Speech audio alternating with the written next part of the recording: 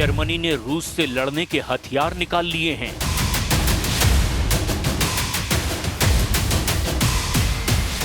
Estonia ने Putin से युद्ध के लिए सेना उतार दी है।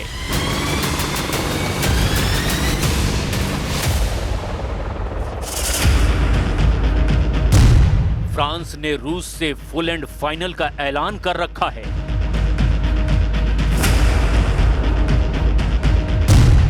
पुतिन को ब्रिटेन ने परमाणु वार्निंग दे डाली है।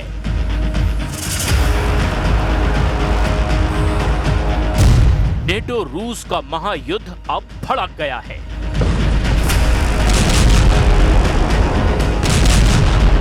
यूक्रेन में पुतिन की आसान जीत को जिन्होंने मुश्किल बना रखा है, वो नेटो देश अब आक्रामक हो गए हैं।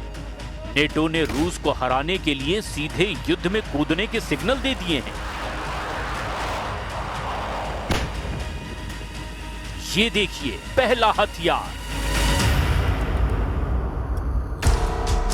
जिसे जर्मनी ने रूस के बढ़ते खतरे के बीच वॉर जोन में तैनात कर दिया है।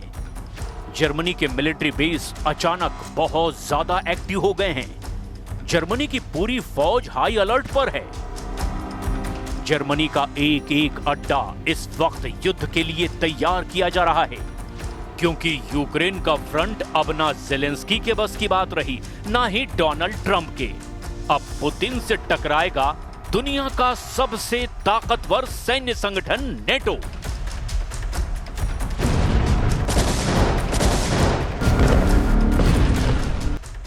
ये एरो डिफेंस सिस्टम है, इजराइल का सबसे दमदार डिफेंस सिस्टम, जिसे जर्मनी ने बर्लिन से 100 किलोमीटर दूर शोनवाल्डे एयरबेस पर तैनात कर रखा है। जर्मनी ने एरो सिस्टम का बारूदी ड्रिलर दिखाने के बाद यह ऐलान किया कि ये नेटो का डिफेंस अभेद्य बनाएगा। This protects not only Germany, but also NATO command structures and reinforcement corridors on German soil, both essential to the alliance. Putin के दुश्मन सिर उठा रहे हैं, उन्हें ललकार रहे हैं। कोई हथियार दिखा रहा है, कोई सैन्य तैनाती बढ़ा रहा है। इस बीच नेटो और यूरोपीय महाशक्तियों ने प्रेसिडेंट ट्रंप के पीस प्लान और पीस मेकर दोनों पर आपत्तियां जताई है। मियामी में यूक्रेन और यूरोपीय देशों के बीच बैठक में ट्रंप का खुल्लम खुल्ला विरोध किया गया। नेटो के ज्यादातर सदस्य स्टीव विटकॉफ और जेरेड कुशनर से डरे हुए हैं, क्योंकि ये दोनों रूस यूक्रेन में शांति समझौते की अगुवाई कर रहे हैं, जबकि दोनों के पास डिप्लोमेसी का कोई अनुभव नहीं है। स्टीव विटकॉफ न्यूयॉर्क के रियल एस्टेट कारोबारी हैं, वहीं जेरेड कुशनर की काबिलियत उनका ट्रंप का दामाद होना है। ट्रंप ने रूस यूक्रेन पीस डील का जिम्मा मार्क रूबियो की जगह जब से इन दोनों को सौंपा है, यूरोप में हड़कंप मचा हुआ है। कुशनर और विटकॉफ से नेटो और यूरोपियन यूनियन के सहयोगी बेहद नाराज हैं, जिसकी वजह एक टॉप सीक्रेट मीटिंग कॉल की ट्रांसक्रिप्ट लीक होना है, जिसमें German chancellor Friedrich Merz, French president Emmanuel Macron और प्रेसिडेंट व्लादिमीर ज़ेलेंस्की पुतिन के खिलाफ प्लान बना रहे हैं।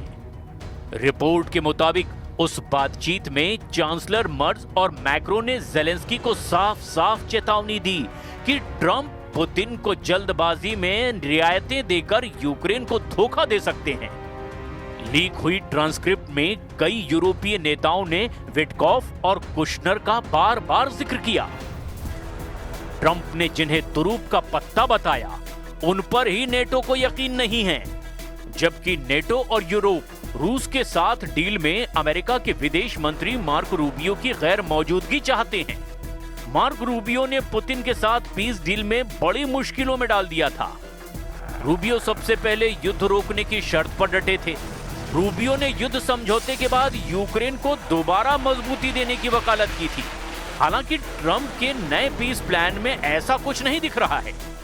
उधर पीस डील फाइनल होने से पहले ही ज़ेलेंस्की को नेटो कई तरह से तसल्ली देने की कोशिश में जुटा है। नेटो के टॉप मिलिट्री कमांडर ने रूस के हाइब्रिड हमले का मुंहतोड़ जवाब देने का भी ऐलान किया है। those hybrid threats are a real issue, and I do think that we can anticipate more of that happening. So I mentioned the UAS activity. We saw the UAS events and spilling over into Poland recently. We've seen the sabotage on the Polish railway. All of those things are part of this hybrid network of activity. Some of it reckless, some of it intentional, but it doesn't really matter to me. It's something that we have to be able to respond to. So first off, I think it's important that we attribute it and that we say that, yeah, we know that Russia is behind some of this, maybe not all of it, but certainly some of it, and our public should know that. अब जरा ये तस्वीर भी देखिए। President Zelensky को Trump के खिलाफ भड़काने वाले लीडर एक साथ हैं। असल में ये सभी लीडर पुतिन के फ्यूचर प्लान से खौफ में हैं। रूस से निपटने के लिए यूरोपीय देशों में मेगा बजट वाली डिफेंस डील हो रही है। ब्रिटेन ने नॉर्वे के साथ एक बड़ा रक्षा सौदा किया है। ये डील ऐसे समय में हुई है जब रूस के बढ़ते खतरे के बीच नॉर्वे ने ब्रिटेन से 10 बिलियन पाउंड यानी करीब 13 बिलियन डॉलर के जंगी जहाज खरीदे हैं। इस नई डील से ब्रिटेन और नॉर्वे की नौसेनाएं नॉर्थ अटलांटिक में साथ-साथ काम करेंगी। दोनों देशों के बीच मेंटेनेंस, टेक्नोलॉजी और हथियार भी साझा किए जाएंगे। उधर पुतिन ने ट्रंप के बनाए पीस प्लान पर समझौते का मन बना रखा है, जिससे रूस को यूक्रेन का बड़ा हिस्सा मिल जाएगा। लेकिन इस शर्त को नेटो के 30 देश मानने को तैयार नहीं है। सवाल है कि क्या पूरे यूरोप को लग रहा है कि ट्रंप ने पुतिन की युद्ध विराम वाली शर्तों को मानकर एक तरह से यूक्रेन के साथ पूरे यूरोप को भी संकट में डाल दिया है? क्या अमेरिका ने नेटो को बहुत बड़ा धोखा दे दिया है और इस धोखे का सबसे बड़ा खामियाजा अब यूक्रेन नहीं बल्कि यूरोप उठाएगा? क्या इसीलिए नेटो में अमेरिका की लीडरशिप खत्म होती हुई नजर आ रही है? नेटो में सबसे पावरफुल अमेरिका और तुर्की हैं।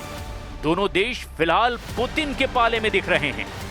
काला सागर में यूक्रेन के हमले के बाद तुर्की भी यूक्रेन पर भड़क गया है।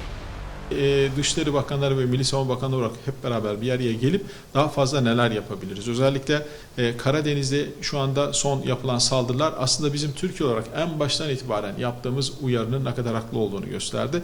Çünkü savaşın coğrafyası giderek yaygınlaşıyor. Kullanılan yöntemler yaygınlaşıyor, coğrafya yaygınlaşıyor. Bu çok korkutucu bir şey.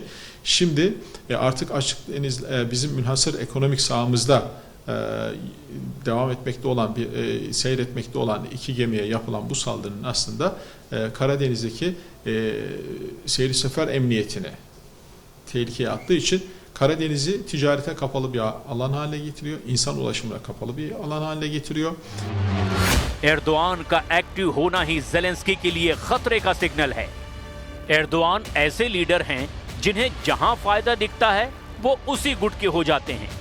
फिलहाल प्रेसिडेंट ट्रंप ने पुतिन से दोस्ती गांठ ली है। तुर्की नेटो सदस्य देश है, इसीलिए वो सुपर पावर की राह पकड़ चुका है। तुर्की वहीं रहेगा जहां अमेरिका होगा, जहां मुनाफा होगा।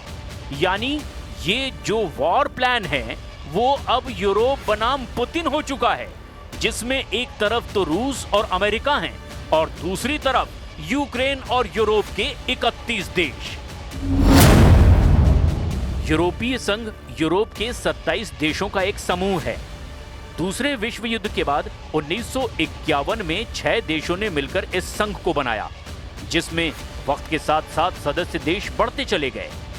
यूरोपीय संघ दुनिया की सबसे बड़ी अर्थव्यवस्थाओं में से एक है। यूरोपियन यूनियन के ज्यादातर सदस्य देश नेटो संगठन से भी जुड़े हुए हैं। यानी ये ऐसा गठजोड़ है जिसके पास ना दौलत की कमी है ना हथियारों की। जर्मनी, फ्रांस जैसे ताकतवर देश अब तक पर्दे के पीछे से यूक्रेन का साथ देते रहे हैं, लेकिन अब प्रेसिडेंट ट्रंप के पुतिन के पाले में जाने के बाद अब ये सब खुलकर यूक्रेन के साथ आ गए हैं। तो क्या रूस स्टैंड बदलेगा? प्रेसिडेंट पुतिन का नेक्स्ट प्लान क्या है? बेहद डरावनी जानकारी क्रेमलिन ने दी है। प्रेसिडेंट पुतिन के भाषण के बाद रूस की आर्मी नए सिरे से युद्ध के लिए तैयार हो चुकी है। Благодарю вас и всех ваших товарищей.